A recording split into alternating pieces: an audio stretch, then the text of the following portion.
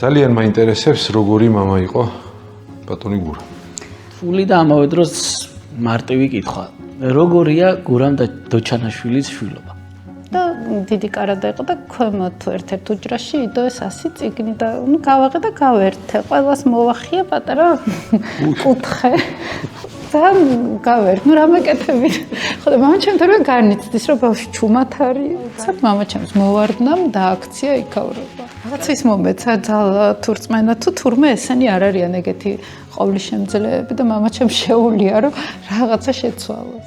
ყველაზე კარგი ხასიათზე მამაჩემი ჩემთვის იყო, როცა ბეჭდავდა. თვითაწინადადებას წერდა 7-ჯერ მინიმუმ, აი რომც არ შეეცვალა 7-ჯერ მაინც რომ აი ამ გადაწერის პროცესში კიდე საბოლოო ვერსია იქნებ კიდე ამოტივტივებული იყო.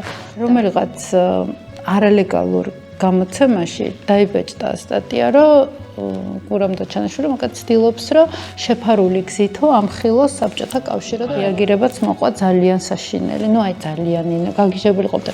მაგისთვის წერა ცხოვრება იყო მთავარი და იმის მინდა გკითხოთ თქვენი ოჯახის ტრაგედიას, თქვენი ძმის გარდაცვალების ამბავზე. როგორი იყო ამ პერიოდში მამა? ხოჩას იცით რა ქონდა რომ ირაკლის არ დააბრალონო, რომ მე ვეღარ ვწერო და კიდე უფრო ის ქონდა რა. ტრაგიზმი გაჩნდა ნაწარმოებებში. პროტოტიპები ყავდათ, არსებობდნენ კეჟერაძეები. იცით რა, აი თვითონ საავადმყოფოს ყოველ მოკლედ და მანამდეც მთელი მუხაწყარო იქ ჩვენთა სახლში რაღაცები ამბების მოყოლები რა. აი გააქრო ერთი ჩვენი გვეგონაო, რატო ეგონა თავს იცი?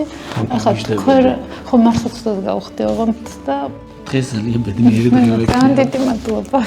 იცოდეთ რომ თქვენზე შეყვარებული ორი мама არის?